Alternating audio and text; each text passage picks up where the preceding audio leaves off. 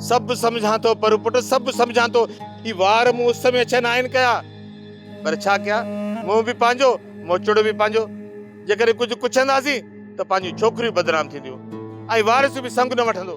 बाबा तुझे चवण जो मकसद इहो आहे न त हथ ते हथ रखी वेही रहूं। मां ये चोर ज़ाहिर कंदुसि, चोर ज़ाहिर करे पो सुख जो साह खणंदुसि।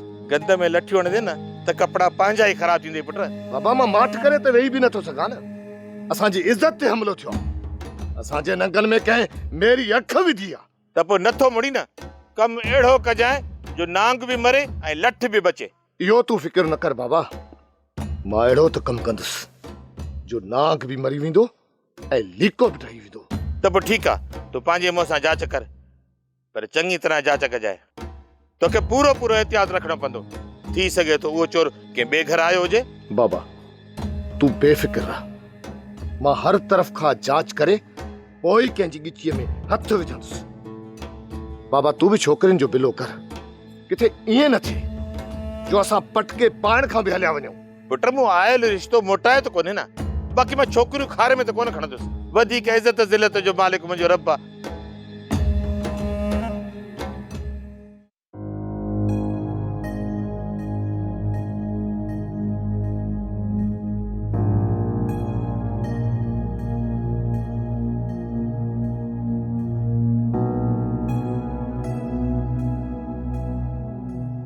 सदोरी ये जेके तुंहिंजा रात वारा चक्कर आहिनि न ये बंदि करे छॾ।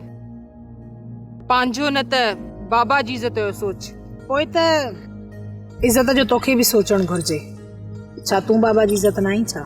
हाँ आहियां मां बाबा जी इज़त, धीउ भी आहियांसि पर तो वांगुरु छुड़वाग न आहियां। छो छो छो मां छुड़वाग आहियां? घर जो कमकार कंदी आहियां, मेहन जो गाह कंदी आहियां, लटो कपड़ो धोईंदी आहियां, थांव थिपो कंदी आहियां। छो मां घर जो कमकार न आहियां कंदी? तुंहिंजो हरू भरू इहो रोब मुंह मथां। हाँ तूं ही सॼो कम कंदी आहीं, मां त ॼण कुझु कंदी ही न आहियां न। हे जेको कमकार करे तो केर तो करे? सुठो भी इहो अथई त घर जो कमकार कर, अदाएं बाबा जा कन न भर। मां कन कोन थी भरियां बाबा जा, पर तूं भी थोड़ो ख्याल कर। ये चक्कर बाजू जेके तुंहिंजूं हलन थियूं न ये छॾे ॾे। बाबा ऐं अदा जी इज़त जो थोड़ो ख्याल भी कंदी कर। चङो हाणे चङो, वधीक अम्मा नसीबा नथी, न कर ये नसीहतूं। कुतर करे वठ जान छॾाए, अदाएं बाबा भी अचण वारा आहिनि, वरी घर जी मानी टिकी भी त करणी आहे न। हाणे हेॾे थी ॿियाड़ी तुंहिंजी बंदि न थींदी। मां थी कुतर कयां, हेॾा अची मुठ ॾे।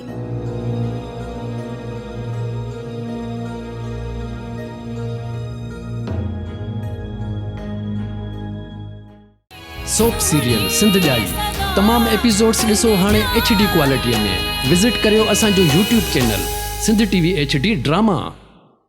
सब्सक्राइब कयो असांजो official YouTube channel Sindh TV HD drama ऐं वधीक अपडेट लाइ बेल आइकन खे क्लिक करियो।